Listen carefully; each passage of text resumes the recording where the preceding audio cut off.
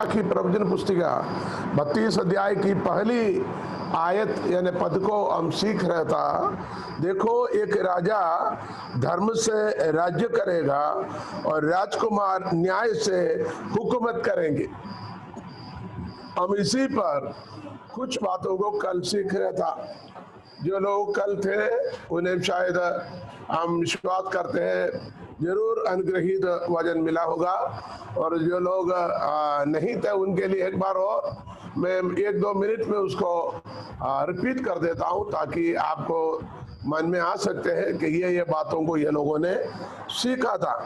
Number 1 हम यही था, यह लिखा हुआ देखो एक राजा धर्म से राज्य करेगा। सवाल यही था कौन सी राजा। हमारी टॉपिक क्या है? हमारा टॉपिक ये है प्रभु यीशु जब किसी मनुष्य के जीवन में आता है तो होने वाले परिवर्तन।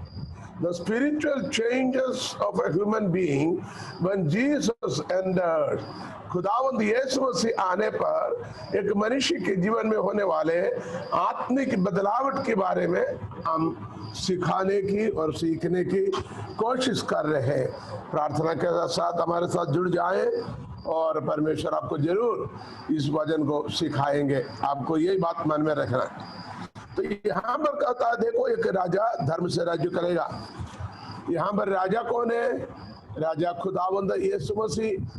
वो सिर्फ राजा नहीं बल्कि राजाओं का राजा है। यीशु मसीह के पहले ही, जन्म के पहले कम से कम 1500 से 1700 वर्ष के पहले यशायाह नबी के यानी 14 अध्याय के अंदर कहा हमारे लिए एक बेटा बख्शा गया, हमारे लिए एक पुत्र उत्पन्न हुआ, उसका नाम इमानुएल होगा। देखिए, एक कुंवारी गर्भवती होगी, एक बेटा जन्मेगा, और उसकी 9वीं आयत में फिर कहता है हमें एक बेटा जन्म दिया गया। एक राजकुमार के बारे में कहता है प्रभुता उसके कंधों पर रहेंगे, उसका नाम अद्भुत युक्ति करने वाला, पराक्रमी परमेश्वर, ऐसे बातों को लिखा गया है। तो यीशु मसीह की आगमन की पहले ही यानी बंधुआई में, बाबिलोन की बंधुआई में रहने वाले लोगों के बीच में परमेश्वर ने अपने अभिषिक्तों को बारी बारी से खड़ा किया ताकि लोगों को बीच में आने वाले राजा के बारे में बता दे और लोगों को एक बेदारी की ओर वापस लेके आ सके हैं। हालेलुया। अब हम बात उस दुनिया में राज करने वाले कोई मनुष्य के राजा के बारे में नहीं, बल्कि हमारे जीवन में। अब इधर है राजा राज करेगा, दूसरा सवाल है ये कहाँ राज करेगा, कौन से राज्य में? भैया आप यरूशलेम की बात करो या फलस्तीन की बात करो, 1000 साल बादशाहत में ये पूरा धरती की बात करो, इसके बाद नई जमीन नई आसमान की बात करो, ये सब कुछ सही है, लेकिन यहाँ की आत्मिक अर्थ क्या है? आत्मिक अर्थ हम उसके राज्य है। खुदा ने हमें राज्य बनाया है और हमारे अंदर हमारे राजा को राज करना है।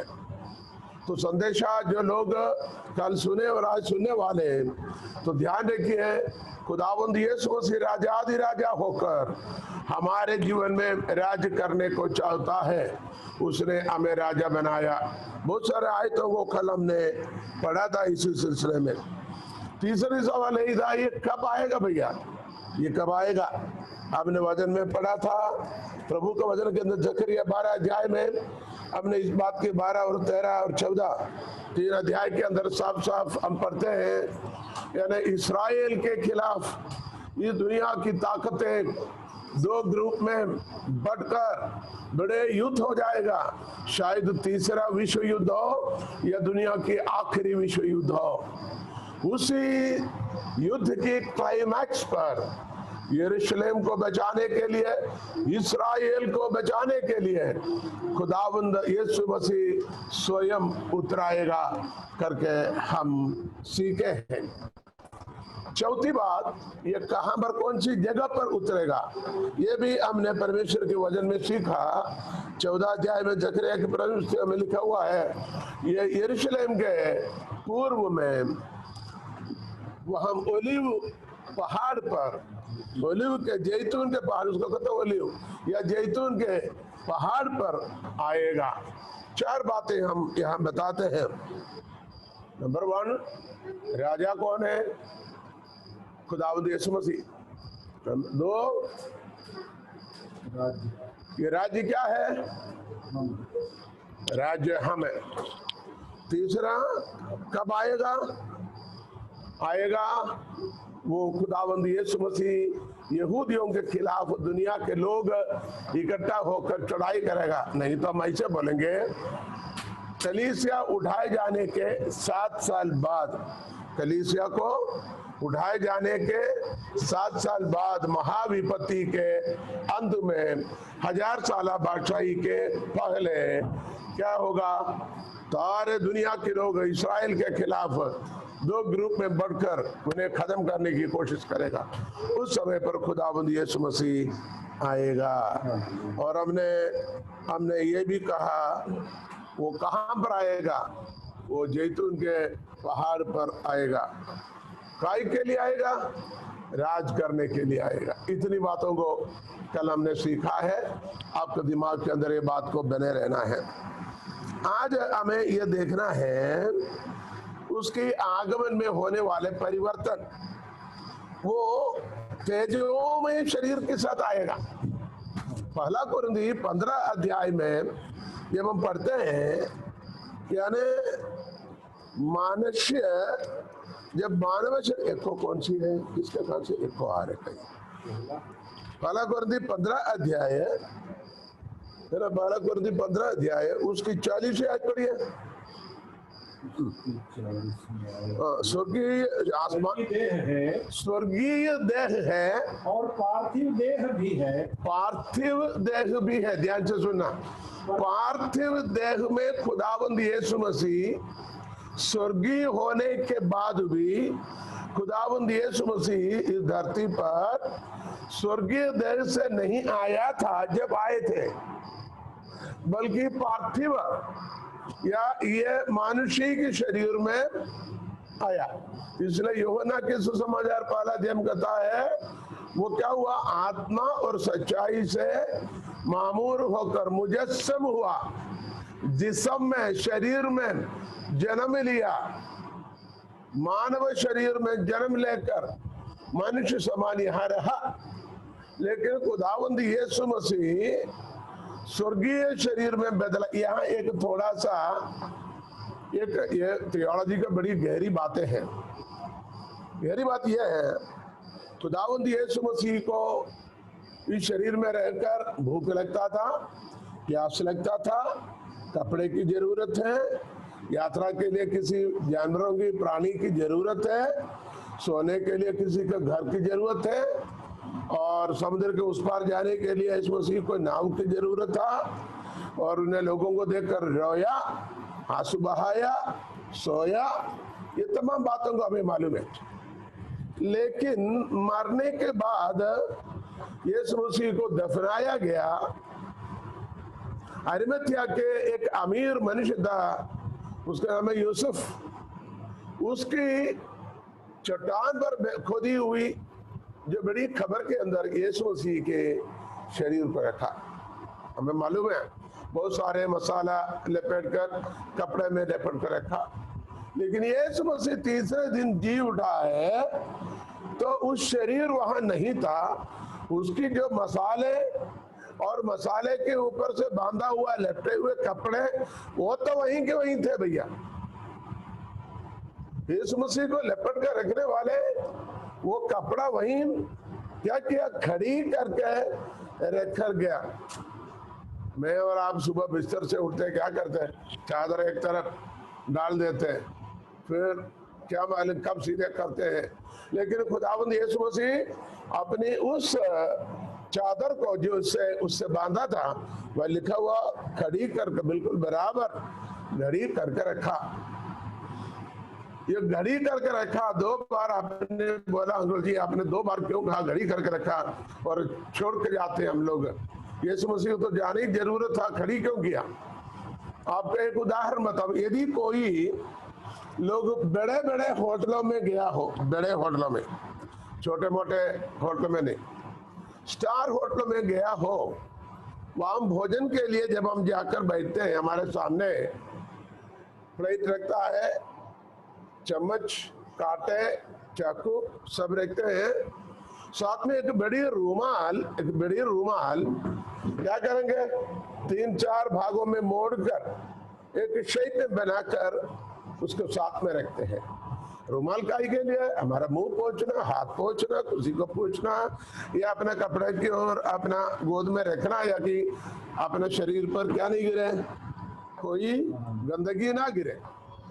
ध्यान से सुने, खाना खाने के बीच में एक मनुष्य उठकर किसी काम के लिए जाएगा तो उस रूमाल को इस्तेमाल करके ऐसे छोड़कर जाएगा, इसे नीचे छोड़ दिया, नीचे इसे फेंक दिया, या वहीं के रख कर गया, यूज करने के बाद में ऐसे करता, तो समझ लेना तुम बाथरूम से या और कोई फोन करके वापस आएगा, तुम्हारा प्लेट भी नहीं होगा, तुम्हारा कांटे भी, चम्मच भी, खाना भी नहीं होगा। क्योंकि रूमाल को ऐसे छोड़ने के अर्थ तेरे ड्यूटी खत्म, अब मैं वापस आने का नहीं, मैंने खा चुका है। लेकिन उसी रूमाल को उसी व्यक्ति, बीच में कहीं जाना है, किसी को फोन आया, बाहर कोई गाड़ी में आया आपसे मिलने के लिए, आप उसी रूमाल को ऐसे खड़ी कर ऐसे मोड़ कर वैसे के वैसे प्लेट के पास रखकर जाएगा, आप 2 घंटा बाद आएगा तब भी वो वहीं के वहीं रहेगा, उसके पास एक स्टीवार्ड खड़े रहेगा। क्यों? ये खड़ी कर रखने वाले रूमाल के मतलब जो व्यक्ति यहां बैठा हुआ था वो दोबारा वापस आएगा। कितने को समझ आ गया? इसलिए उस शब्द को बाइबल के अंदर साफ लिखा हुआ है, खुदावंद यीशु मसीह ने अपने ऊपर लेपटा हुआ चादर को क्या किया? लपेट कर रखकर गया। कितने को समझ आ गया? हालेलुया। खुदावंद यीशु मसीह ने कहा मैं वापस आ रहा हूं भैया, मैं वापस आऊंगा। यीशु मसीह वापस आने का एक ऐसा सबूत, उसने चादर को खड़ी करके खबर के अंदर रख गया। यीशु मसीह दोबारा धरती पर आएगा। तो यहाँ पर मैं बोलने वाले बात यही था, इसी पर मेरे मन में एकदम बात आया। यीशु मसीह जो जी उठाए, जी उड़कर गया, तो उनका मानव शरीर कहाँ है? वो मानव शरीर के साथ ही गया, नहीं तो हम ऐसे बोले मानव शरीर स्वर्गीय शरीर में रूपांतरित हो गया। इधर एक और बात मैं बताऊं, देखिए यहाँ पर ये तो ईश्वरीय परमेश्वर है, उसका शरीर में क्या नहीं थे? पाप नहीं थे। पाप किया हो तो शैतान उस पर कब्जा, अधिकार बोल देते, लेकिन उसने पाप नहीं किया। यीशु मसीह का शरीर पाप रहित शरीर था। पहला थिस्सलुनीकी 4:16 ऐसे पढ़ते हैं, पलक झपकते ही हम रूपांतर होकर यीशु मसीह के साथ बादलों में उठा दिया जाएगा। तो यीशु मसीह के शरीर, हालेलुया, आत्मिक के शरीर में रूपांतरित हो जाता। अब आपको ध्यान से सुने, हमारी टॉपिक यीशु मसीह हमारा जीवन में आने से हमारा जीवन क्या होगा? हमारा जीवन भी मानव शरीर से आत्मिक शरीर में बदलना है और बदलेंगे। हालेलुया। पहला कुरिन्थी 16 में स्वर्गीय शरीर है और पार्थिव देह भी है। आगे, परंतु स्वर्गीय देहों का तेज और है, स्वर्गीय देहों की तेजस और है, और पार्थिव का और। पार्थिव शरीर का भी तेजस है। किसी व्यक्ति को देख के क्या बोलेंगे?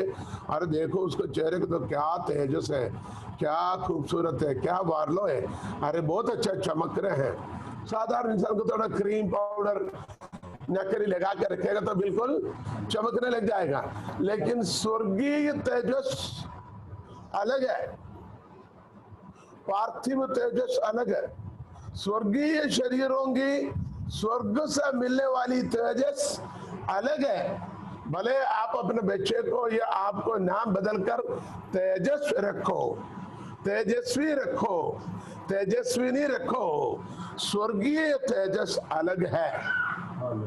उसको कोई माप नहीं सकेगा, उसके गहराई कोई जान नहीं सकेगा, इतनी परिवर्तित है। Hallelujah, hallelujah. और 43 आयत पढ़ी है। वह अनादर के साथ बोया जाता है और तेज के साथ जी उठता है। हमारे शरीर मरेगा अनादर के साथ। मानवीय शरीर है, आदर मिला तो ठीक है, कुछ लोग फूल माला लाकर डालते हैं, आदर करते हैं, लेकिन अनादर के साथ भी क्या करता है? बोया जाता है। इसका मतलब मिट्टी में गाड़ा जाता है, लेकिन वो क्या करेगा? तेजस में जी उठता है, जी उठता है। खुदावंद यीशु मसीह के आगमन पर जब वो नरसिंगा फूकेगा, हमारे शरीर क्या हो जाएंगे? मसीह में जो मरे हैं वो जी उठेगा। कैसे जी उठेगा? मानव शरीर में नहीं, स्वर्गीय शरीर में, रूपांतर शरीर में, तेजस्वी शरीर में जी उठेगा। और जो जीवित रहेगा वो भी क्या हो जाएंगे? मानव शरीर से, पार्थिव शरीर से तेजस्वी शरीर में रूपांतर होकर कितने घंटे में? अरे भैया, पलक झपकते ही रूपांतर होकर स्वर्ग में उठा लिया जाएगा। ये हमारे जीवन में होने वाला परिवर्तन है। हालेलुया। अब हमें एक दिन में ऐसे दिखाऊंगा, एक ऐसे दिन बताएगा ये रूपांतर होने वाले शरीर के खासियत। कम से कम 13 गुणों के बारे में मैंने नोट करके रखा है। हमारे शरीर को होने वाला परिवर्तन, तेजस्वी या रूपांतर शरीर को होने वाला, या ये मानव शरीर परमेश्वर के आगमन पर होने वाला परिवर्तन से क्या क्या होगा। कम से कम 13 ही बातों को हमें सीखना है, आज नहीं फिर कभी। अब हमें देखना, यीशु आएगा। हमने सीखा यीशु आएगा। कहाँ पर आएगा? इसी धरती पर आएगा, नहीं तो वो जैतून के पहाड़ पर आएगा। हमने कल सीखा, जरूर आज एक बार और हम उस आयत पर जाएंगे। उस आयत लिखा हुआ है 14 अध्याय के अंदर। कौन सी अध्याय? जकरिया 14 अध्याय 4 आयत कोई पढ़ेंगे। उस दिन वह जैतून के पर्वत पर, उस दिन रुक रुक पढ़ना। उस दिन वो जैतून के पहाड़ पर पाँव रखेगा जो पूर्व की ओर यरूशलेम के सामने है। एक बात मैं बताऊं, जैतून के बारे में ध्यान से सुना। प्रभु यीशु मसीह जब दुनिया में जीवित है, 3.5 वर्ष के दौरान अपनी सेवकाई की है। अपने चेलों को लेकर कई पहाड़ के बारे में लिखा हुआ, कई पहाड़ में है, लेकिन सबसे ज्यादा नाम जिक्र किया है तो जैतून का पहाड़ है।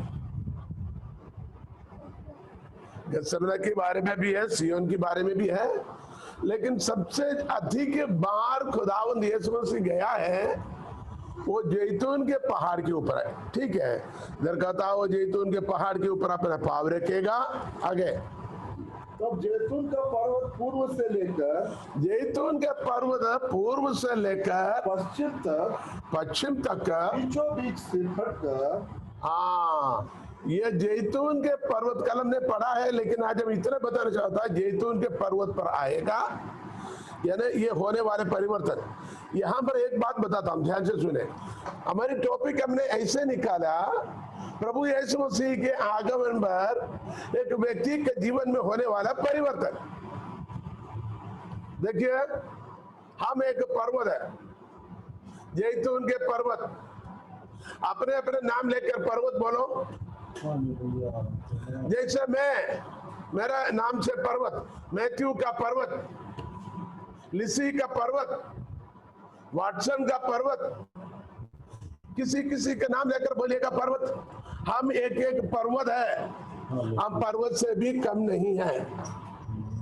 अब यहाँ पर इस वचन के आधार पर खुदावंद यीशु मसीह इस पर्वत पर पाँव रखेगा, जीवन में प्रवेश करेगा, तो क्या होना चाहिए?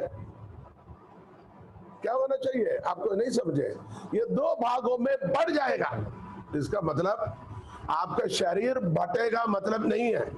इसका मतलब यह जीवन में एक सेपरेशन, एक परिवर्तन, एक अलादगी, अलग होना, परिवर्तित होना है। जैसे दिन और रात, जैसे भलाई और बुराई, वैसे जीवन में एक परिवर्तित होना है। हमें बहुत सारे आयतों को यानी इस परिवर्तित विषय के बारे में, सेपरेशन यानी अलग होने के विषय में पहले हमने सीखा हुआ है। अब यहां पर यही देखिए, ये पहाड़ भयंकर पहाड़ थे, अब वहां पहाड़ नहीं रहा। क्यों?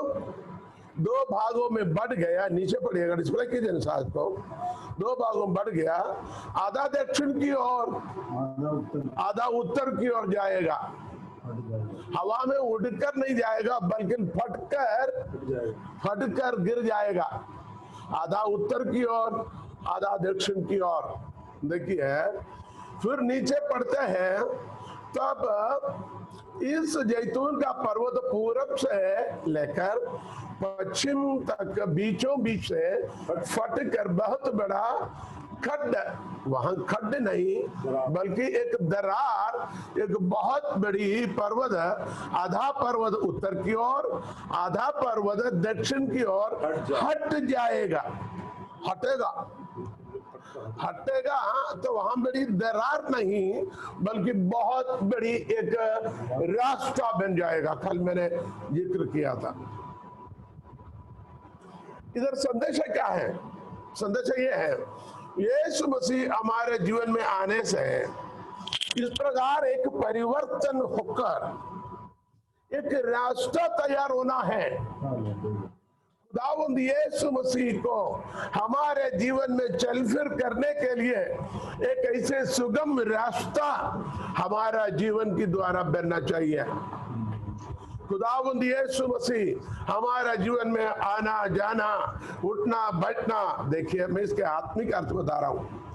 आर्थिक रूप से ये होना है, ये तो मैंने कल बताया, पर्वत बढ़ जाएगा, बहुत बड़ी एक वादी वहां बन पाएंगे, बहुत बड़ी एक रास्ता होगी। रास्ता से खुदावंद यीशु मसीह और अपनी दुल्हनिया कलीसिया के साथ यरूशलेम के पूर्व फाटक से यरूशलेम की शहर में प्रवेश करेगा, और तब तक यरूशलेम में एक बहुत बड़ी मंदिर के निर्माण उसके बाद शुरू होगा। वहां पर कुछ बातों को हमें धीरे धीरे सीखना जरूरी है, लेकिन यहाँ उसके आत्मिक अर्थ मैंने बताया।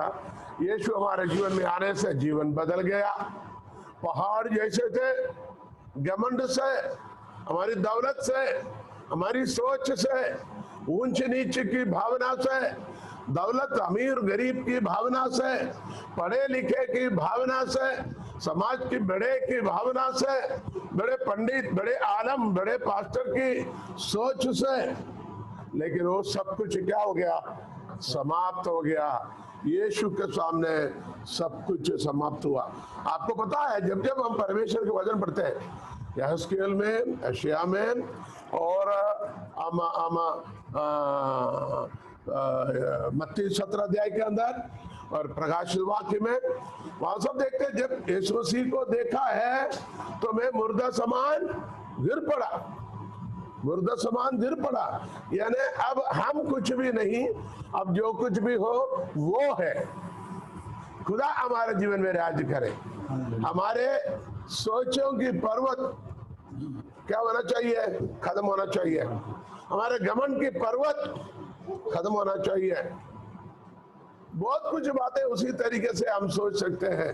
हमारा जीवन की पर्वत क्या है? किसी किसी के जीवन में पर्वत है भैया, कोई यह नहीं कहेंगे नहीं है करके। यीशु आएगा, उस पर्वत समतल होना चाहिए। संदेश ये है, यीशु मसीह आया, 10 साल हो गया, 15 साल हो गया, मैं प्रभु की सेवा में हूँ, मेरे परिवार भी सेवकाई में, मेरे बच्चे भी अच्छे हैं, मेरे रिश्तेदार भी अच्छा है, लेकिन अभी भी कहीं ना कहीं तुम्हारे हठीले मन हो तो वो पर्वत है। तुम्हारे नाराज किसी के प्रति हो तो वो पर्वत है। किसी के प्रति गलत भावना हो तो वो पर्वत है। किसी को देखकर मुंह मोड़ते हो तो पर्वत है। किसी स्वभाव को ना छोड़ते हुए पकड़ा रखेगा तो पर्वत है। किसी आदत को छोड़ना नहीं चाहता, यीशु तो आ गया, वो पकड़ के रखा है तो वो भी पर्वत है। लेकिन यीशु वास्तव में आया, जैतून जैसे पर्वत कदम रखेगा तो फटकर 2 भाग में निकल जाएगा। इसलिए कहता है यीशु मेरे जीवन में आने से मेरा जीवन बदल गया है, परिवर्तन हो गया है। कितने सौभाग्य की बात है। हम भी कभी पर्वत जैसे थे भैया, लेकिन जीवन में बहुत परिवर्तन आया है। इतना समतल तो नहीं हुआ, कहीं ना कहीं छोटे मोटे पर्वत की स्वभाव, छोटे मोटे पहाड़ हमारे जीवन में हैं, लेकिन खुदावंद आज हमें ये सिखाता है उस पर्वत को हमें रखे नहीं रखना, बल्कि हमें हमेशा के लिए खत्म करना, ताकि राजाधिराजा प्रवेश करे, राजाधिराजा वास करे, राजाधिराजा क्या करेंगे, यरूशलेम में दाखिल होना है। मेरे और आपके जीवन के द्वारा खुदावंद यीशु मसीह क्या होना है, जयवंत होकर, हेलो, सवार होकर, राजा होकर मंदिर में प्रवेश करना। कल मैंने बताया था प्रभु यीशु मसीह ने जब भी प्रवेश किया है राजा होकर नहीं गया। वो एक बार प्रवेश हुआ था, वो नबी या भविष्यवक्ता के रूप में, क्योंकि 12 साल की उम्र में वो क्या किया, व्यवस्था को खोलकर वो पढ़ा है, वो आराधना में शामिल होने के लिए माता पिता के साथ गया। फिर हम देखते हैं प्रभु यीशु मसीह का प्रवेश किया, गधे के ऊपर बैठकर प्रवेश किया। राजा गधे के ऊपर नहीं बैठता भैया, गधे भविष्यवक्ता होंगे, नबी होंगी, वाहन मृग, तो वो उसको नबी है करके सिखाता है। दूसरी बात, वो मंदिर में प्रवेश करने के बाद मंदिर को शुद्ध किया, पवित्र किया, उसके अंदर बड़े बड़े मिनिस्ट्री करने वालों को, बड़ी बड़ी सेवकाई करने वालों को, बड़ी बड़ी धंधे यीशु के नाम से, परमेश्वर के नाम से, परमेश्वर के भवन के नाम से धंधे करने वाले सबको उन्हें क्या किया, कोड़े मारकर सबको भगा के बाहर कर दिया। यह किसका काम है, यह हालेलुया याजक के काम है। राजा बनकर, राजा क्या करे, राजा सिंहासन पर बैठेगा, राज करेगा, यीशु सिंहासन पर नहीं बैठा। लेकिन अब खुदावंद यीशु मसीह के आमद पर वो यरूशलेम में प्रवेश करेगा, काय के लिए, साफ सफाई के लिए नहीं, हेलो, साफ सफाई के लिए नहीं, बल्कि राजाधिराजा होकर सिंहासन पर राज करेगा। हालेलुया। और इस्राएल गोत्र 12 के ऊपर वो न्याय करेगा भैया, उतना भी नहीं, बहुत सारे कार्य करेगा।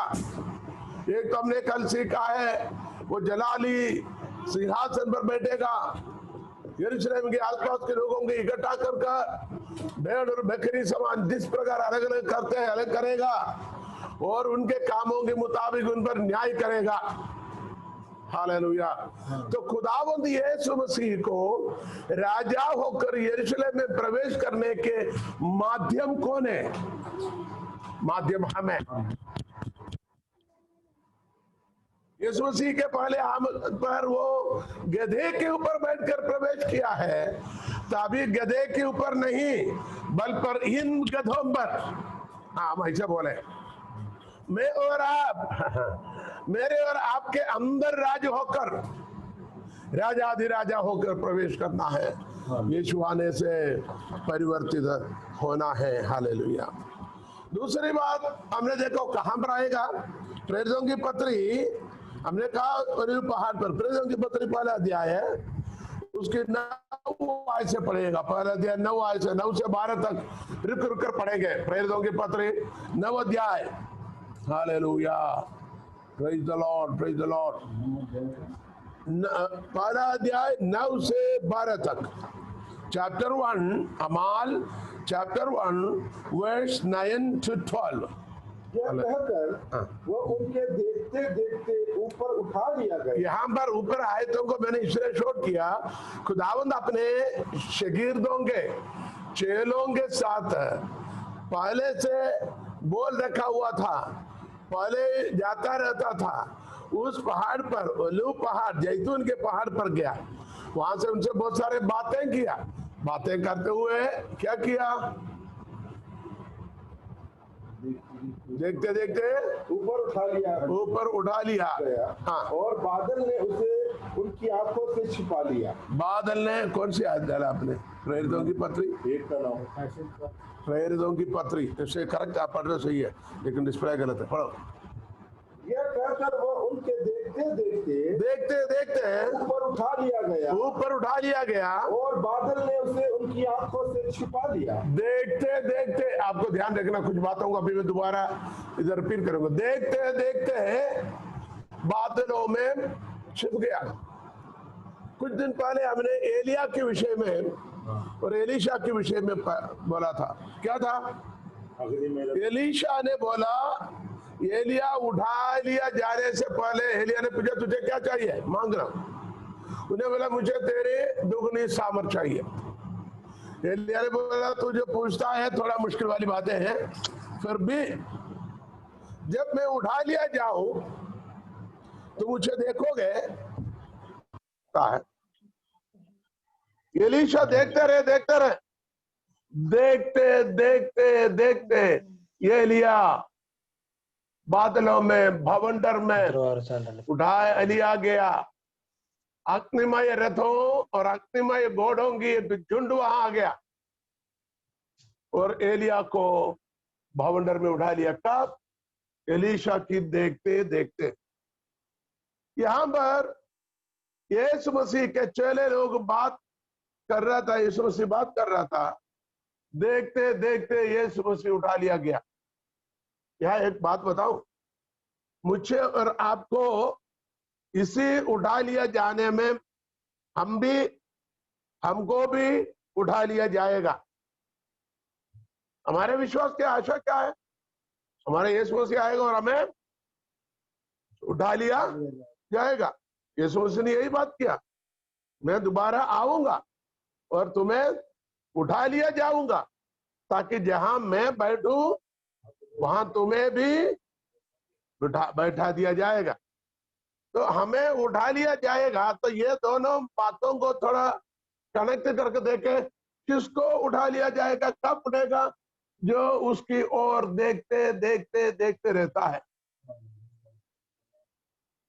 हमें खुदावंत की ओर देखते रहना, खुदावंत की कलाम की ओर देखते रहना, खुदावंत की विधियों की ओर कान लगाना, उनके बात पर चलते रहना।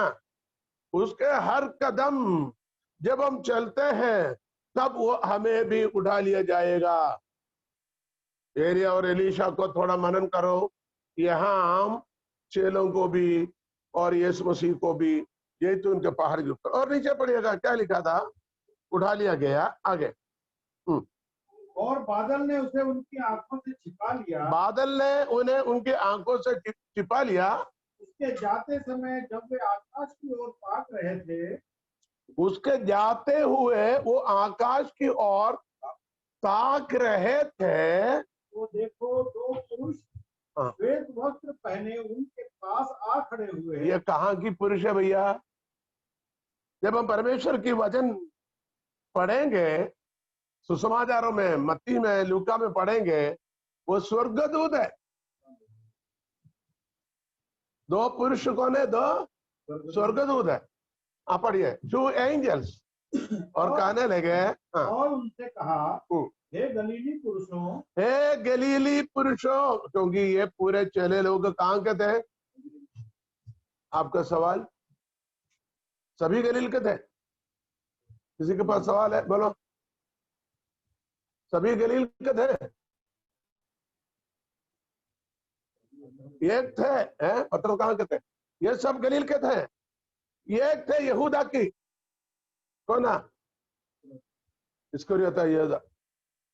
इस्करियोता यहूदा थे, वो यहूदी थी, यहूदा से थी, वो तो खत्म हो गया पहले से।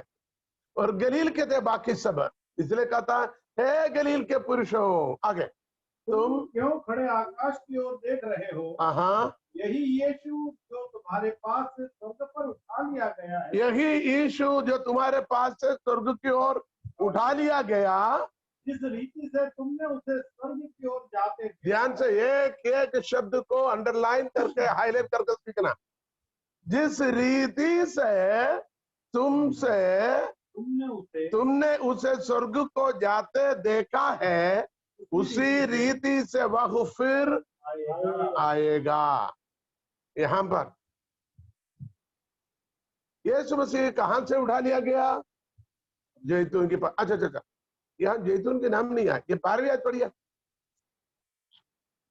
तो वे जैतून नामक पहाड़ से, जो यरूशलेम के निकट एक शब्द के दिन की दूरी पर है, यरूशलेम को लौटे। बस अब खुदावंद यीशु मसीह के स्वर्गारोहण हो गया, वो जैतून के पहाड़ से लौटे। तो किसी को शक होगा वहां जैतून का नाम तो नहीं लिखा हुआ, और कोई पहाड़ हो सकता है, इसलिए उस आयत भी आपको सामने रखा। जैतून की पहाड़ से वो उठा लिया गया, और हम जकरिया 14 अध्याय में क्या पढ़ा? कौन सी पहाड़ की ओर आ रहे हैं? जैतून की पहाड़ की ओर आ रहे हैं। आहा, जिस पहाड़ से उठा लिया गया उस पहाड़ की ओर आएगा। जिस तरीके से उठा लिया गया उसी तरीके से वापस आएगा। किसके बीच में से उठा लिया गया? बोलिए। अपने चेलों के बीच में से उठा लिया गया। इसका मतलब वापस आएगा तो अपने चेलों के लिए वापस आएगा, अपने चेलों के लिए दोबारा वापस आएगा। हालेलुया। जैतून के पहाड़ से उठा लिया गया, जैतून के पहाड़ में वापस आएगा।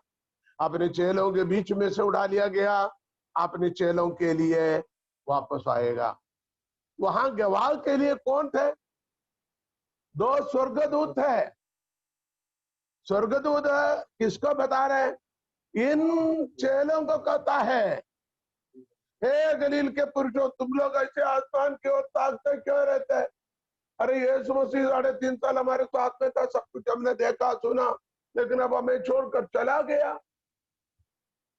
तो थोड़ा शक उनके मन में होगा, अकेलापन महसूस हो गया होगा। तभी तो स्वर्गदूतों ने कहा है, जैसा ये उठा लिया गया वैसे दोबारा आएगा। आप पूछेंगे यीशु के बात पर इनको विश्वास नहीं, क्या स्वर्गदूतों के बात पर विश्वास करेगा? एक बात बताता हूं, यीशु के बात पर उनको विश्वास है, लेकिन स्वर्गदूत के बाद उनके विश्वास को मजबूत करेगा। पूछो ऐसे क्यों?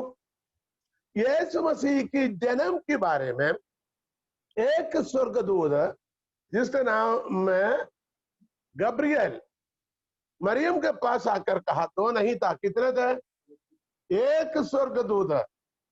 मत्ती और लूका में ये पढ़ते, एक स्वर्गदूत गब्रियल आकर मरियम से कहा है, तुझ पर अनुग्रह हुआ है, तू गर्भवती होकर एक बेटे को जन्म देगा, वो उन्हें अपने पापों से बचाने वाला, इसलिए उसका नाम यीशु रखना है।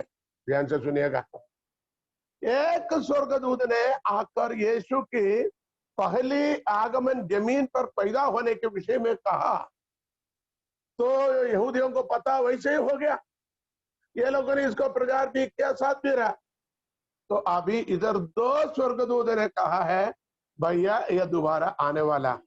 इसका मतलब एक स्वर्गदूत ने जो कहा वो 100% सच निकला है, तो 2 स्वर्गदूत ने जो गवाही दिया है वो 200% नहीं, 100 गुना 100, अरे कितना भी हो, 100%, वो भी 2 बार या 2 गुना बार या 200 बार या 2000 बार सच है, क्योंकि 2 स्वर्गदूत गवाही देता है।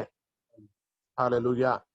अब हमें ये बातों को देखना है, फरिश्तों के बीच में से उठा लिया गया है ना। तो यीशु मसीह के आगमन पर फरिश्ते की रोल है क्या? है दूसरा थिस्सलुनी पहला अध्याय 6 आयत पढ़िए। दूसरा थिस्सलुनी पहला अध्याय 6 आयत पढ़िए। दूसरा थिस्सलुनियों की पत्री पहला अध्याय 6 आयत। क्योंकि परमेश्वर के निकट यह न्याय है, परमेश्वर के निकट यह न्याय है, जो तुम्हें क्लेश देते हैं तुम्हें बदले में क्लेश दे, आगे, और तुम्हें जो क्लेश पाते हो हमारे साथ चैन दे। आगे, उस समय जबकि प्रभु यीशु अपने सामर्थी दूतों के साथ, प्रभु यीशु अपने सामर्थी दूतों के साथ धधकती हुई आग में स्वर्ग से प्रकट होगा। कैसे आएगा? हर परिभाषा में धधकती हुई आग है क्या? ये और कोई शब्द है? पक्का? ठीक है। हालेलुया। यस, धधकते हुए आग में प्रत्यक्ष होगा। काय के लिए? क्योंकि वो न्याय करने आ रहे, न्याय करने आ रहे है ना। इस बात को हम वहां देख सकता है। अच्छा, यीशु मसीह के स्वर्गारोहण पर स्वर्गदूतों की उपस्थिति थे। यीशु मसीह के वापस आने पर स्वर्गदूत उनके साथ में 2 नहीं बल्कि हजारों स्वर्गदूत होगा।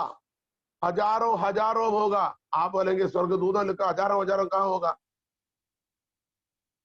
यहूदा की पत्री पहला अध्याय, उसके अंदर एक ही तो आयत है, हमने कल भी उसको पढ़ा था।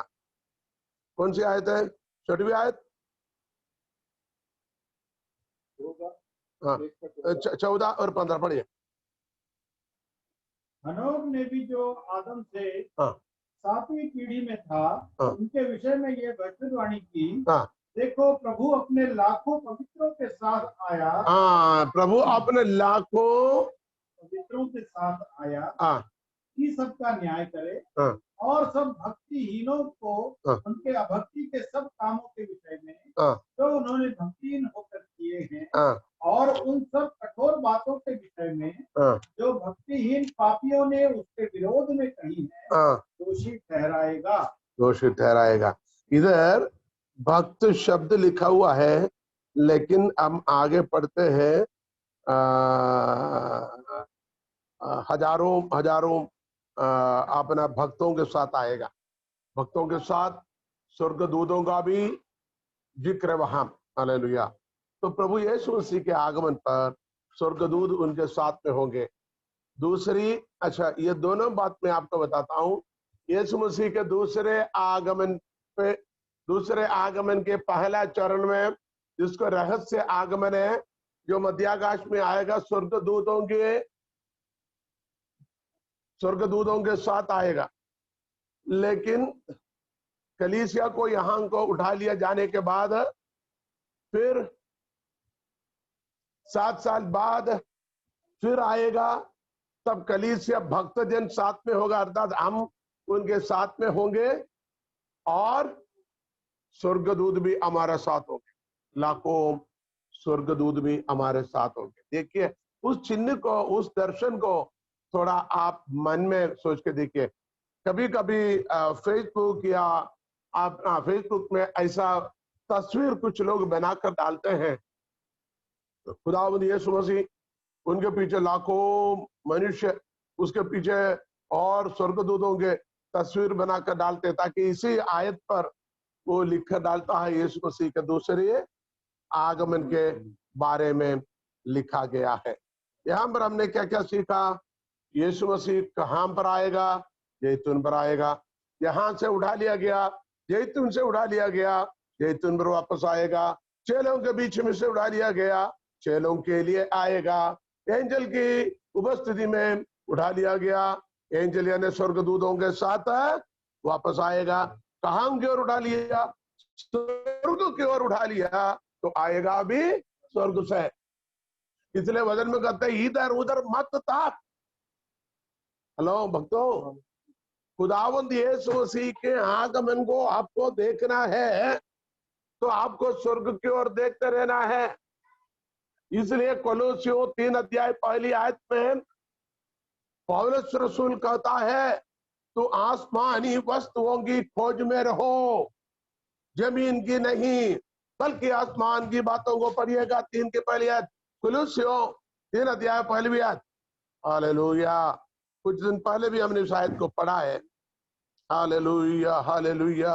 अतः जब तुम मसीह के साथ दिलाए गए तो स्वर्गीय वस्तुओं की खोज में रहो जहाँ मसीह विद्यमान है और परमेश्वर मसीह विराजमान है। तुम स्वर्गीय वस्तुओं की खोज में रहो जहाँ मसीह विराजमान है। ये मसीहो,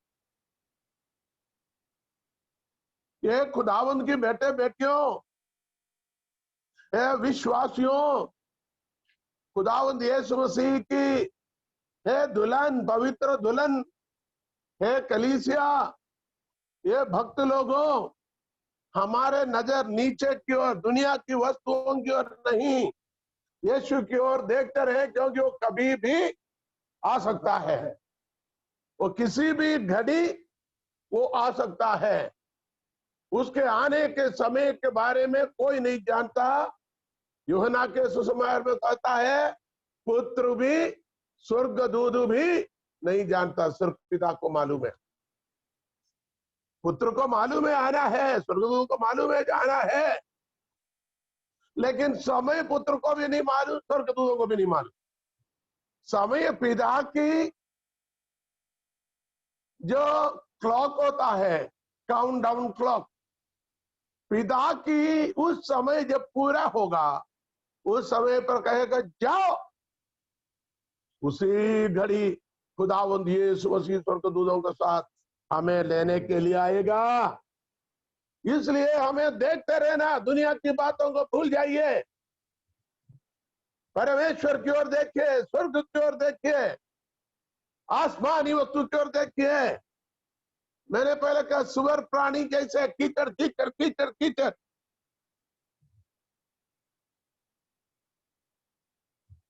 शहरों में आप देखेंगे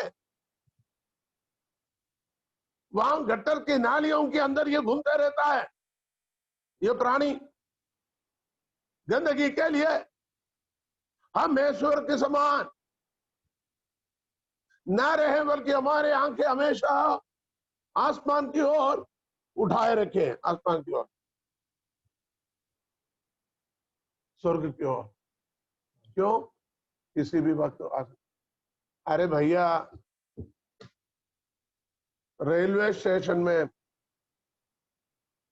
हम एक ट्रेन के तलाश में है, ट्रेन में जाने के लिए है।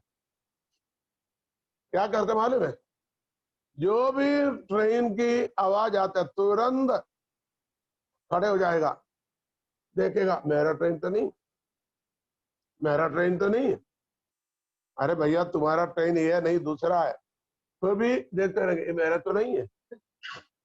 एक ट्रेन से एक शहर से दूसरा जगह जाने के लिए हम इतनी सचेत होकर हर गाड़ी को देखते रहेगा। किसी ट्रेन से आने वाला किसी व्यक्ति को स्वागत करने के लिए आप रेलवे स्टेशन में हो, आप देखेंगे वो तो नहीं है, वो तो नहीं है, ये तो नहीं है, इसमें तो नहीं है।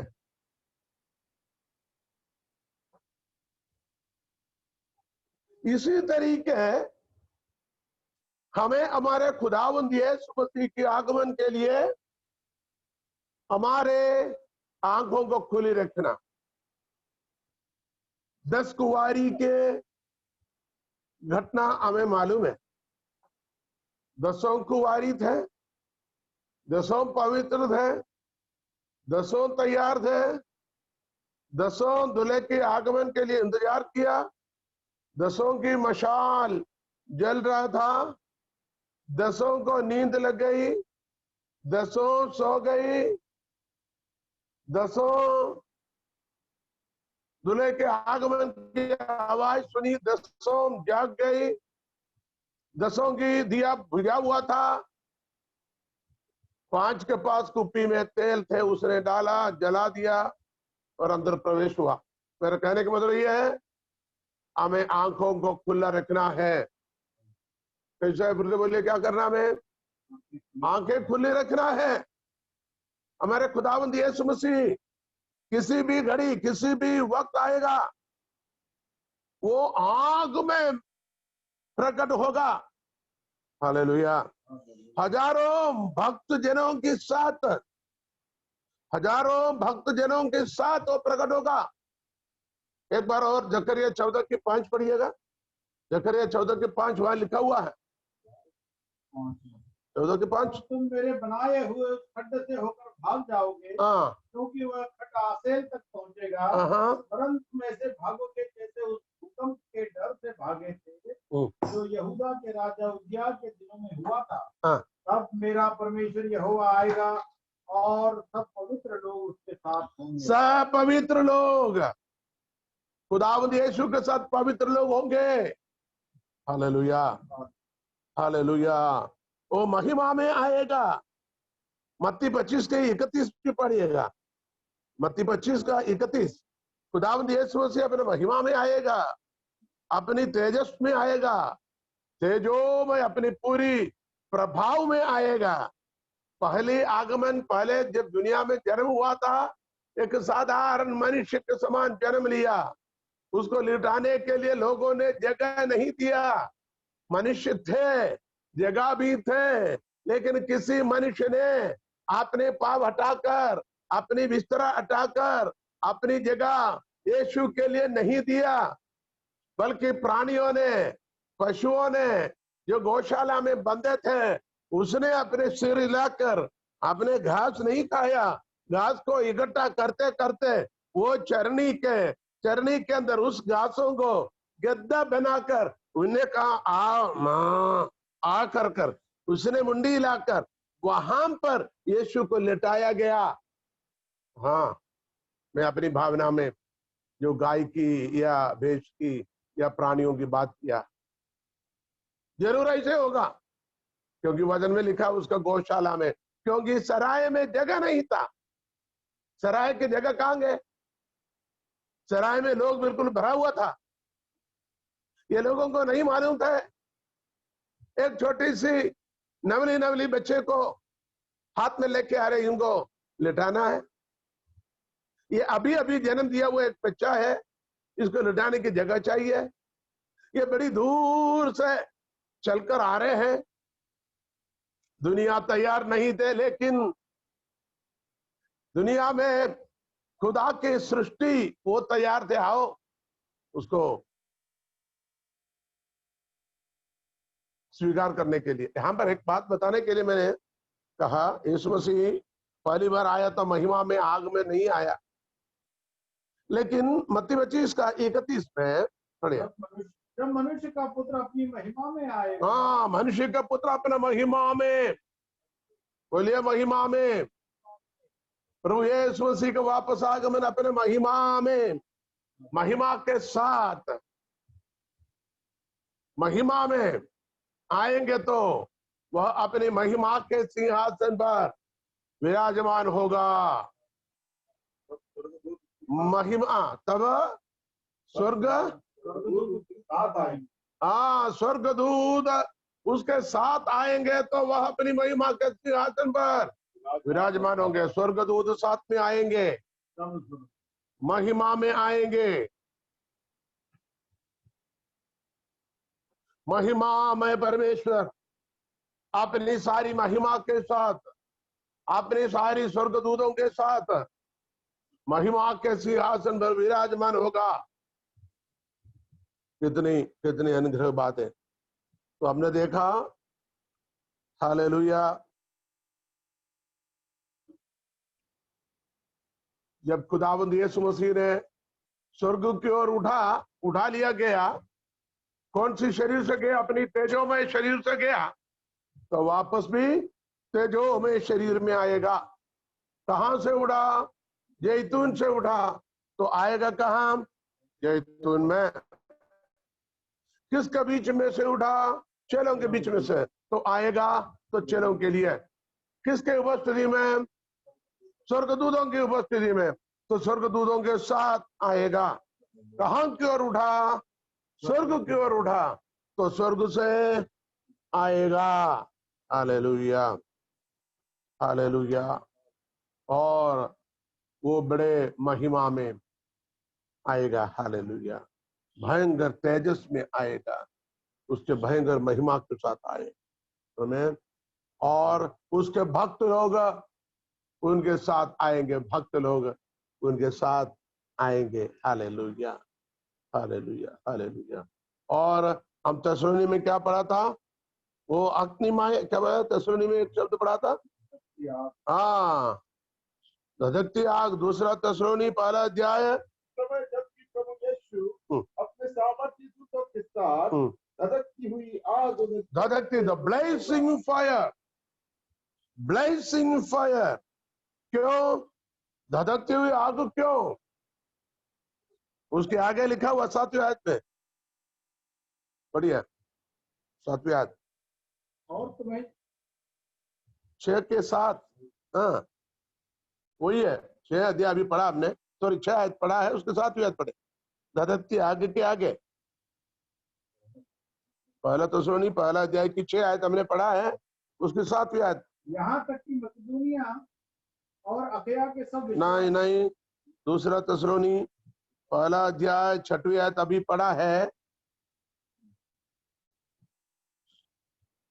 क्योंकि परमेश्वर के निकट यह न्याय है कि हाँ, तुम्हें क्लेश देते हैं, हाँ, उन्हें बदले में क्लेश दे, उन्हें बदले में क्लेश दे, और तुम्हें जो क्लेश पाते हो, क्लेश पाते हो, हमारे साथ चैन दे। हाँ, हमारे साथ है, हमारे साथ है चैन दे, शांति दे। शांत। देखो, क्लेश देने वालों को क्लेश, क्लेश पाने वालों को शांति। आहा, कितनी अच्छी बात है। अभी आप क्लेश पाते हो, यीशु क्लेश देने के लिए नहीं आ रहे, बल्कि आपको शांति देने के लिए आ रहे। अभी आप आंसू बहाते हो, आंसुओं के ऊपर आंसू के लिए नहीं, आंसू पोंछने के लिए आ रहे। अभी आप खेदित हो, आपके खेदित मन को शांति देने के लिए आ रहे। अभी आप सताए जाते हो, प्रभु उसी में से छुड़ाकर आपको आनंद की पटका देने के लिए आ रहे हैं। और जो आपको अभी क्लेश देता है, उसको तो पिटाई मिलेगा। अभी जो आनंद करते हैं, अभी दुनिया में जो आनंद करते हैं, यीशु के आगमन पर आनंद नहीं मिलेगा, वो एक क्लेश मिलेगा। ये 6 और 7 आयत को आप थोड़ा ध्यान से पढ़ लेना। अभी क्लेश पाने वालों को आनंद, अभी आनंद पाने वालों को क्लेश देगा यीशु के आगमन पर। हालेलुया, परमेश्वर के नाम की महिमा हो। यहाँ पर ये बातें हमने आज सीखा है, खुदावंद यीशु मसीह की दूसरी वापसी पर, दूसरे आमद पर होने वाली बातें, कुछ संक्षिप्तों में कुछ बातों को हमने सीखा है, होने वाली घटनाएं। अभी हम अपनी टॉपिक से हटकर नहीं गया, क्योंकि टॉपिक के अंदर एक टॉपिक निकला है। मेरा टॉपिक है यीशु मसीह के आगमन पर हमारे जीवन में क्या क्या परिवर्तन होगा। हमारे जीवन में यीशु राजा बनेगा, यीशु हमारे जीवन में न्याय करेगा, यीशु इसी जैतून की पहाड़ पर आएगा, और लिखा हुआ सबके सामने दिखाई देते आए। एक आयत और पढ़ेंगे, हमने कल पढ़ा हुआ प्रकाश शुरुआत के पहला अध्याय 7वीं आयत, जकरिया 12 की 10 और 13 की 6। हालेलुया, ताकि देखो वह बादलों के साथ आने वाला है, आने वाला है, और हर एक आंख उसे देखेगी। बस यही बोलना, हर एक आंख उसे, जिन्होंने उसको छेदा है, भेदा है, वो भी देखेंगे। कोई भी आंख यीशु मसीह के दूसरे आगमन की दूसरा स्टेज है, वो दुनिया की तमाम राजा महाराजा, इवन गुफाओं में छिप कर बैठने वाला भी देखेगा, कोई नजर ऐसे नहीं होगा, ना देखेंगे। और जिन्होंने उसको छेदा है, जिन्होंने उसको सूली पर चढ़ाया है, वो भी देखेगा। जकरिया 13 में कहता है, वे उनके सबक से छाती पीट कर रोएगा। अरे 13 की 6, जकरिया 13 की 6, हालेलुया। और 12 की 10, थैंक यू जीसस, हालेलुया। दोनों वही आयत को वहां रिपीट किया हुआ है। यीशु मसीह के आगमन में सभी उनको देखेंगे। संदेश क्या है? यीशु हमारे जीवन में आया है। भाइयों, प्रभु के दास दासियों, बेटा बेटियों, ध्यान से देखिए, मेरी ओर देखिए। यीशु मसीह जीवन में आएगा तो मन के अंदर रहकर, किसी के सामने घूंघट डालकर, दुपट्टा डालकर, चादर ओढ़कर, अपने आप को ढाक कर नहीं रखना, बल्कि सबके सामने प्रकट होना है। इस भाई के जीवन में परिवर्तन है, यीशु जरूर उनके जीवन में है। इस बेटी के जीवन में यीशु है, इस बहन के जीवन में यीशु है। उनके नजर में भी, हमारा चाल चलन में, हमारी बातचीत में, हमारी स्वभाव में, हमारे व्यवहार में यीशु मसीह नजर आए, ताकि सबके सामने प्रकट होना है। अभी कभी कभी हम समाज के डर से, लोगों की डर से, कानून के डर से हम अपने आप को प्रकट करना शर्माते हैं, डरते हैं, हम अपने आप को छिपा कर रखते हैं।